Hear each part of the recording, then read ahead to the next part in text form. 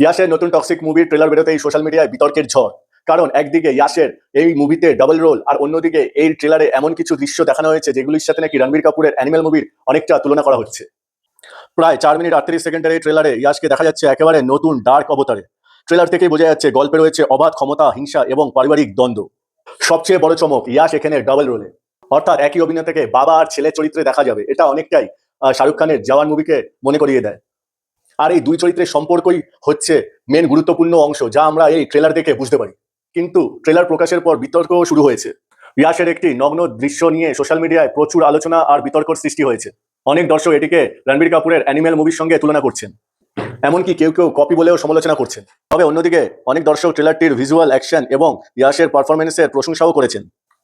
তাহলে টক্সিক কি অ্যানিমেলের মতোই হতে চলেছে, নাকি ইয়াশ একটি সম্পূর্ণ অন্য ধরনের গল্প এবার আমাদের সামনে নিয়ে আসতে চলেছেন? উত্তরটি পাওয়া যাবে সিনেমার মুক্তির পর।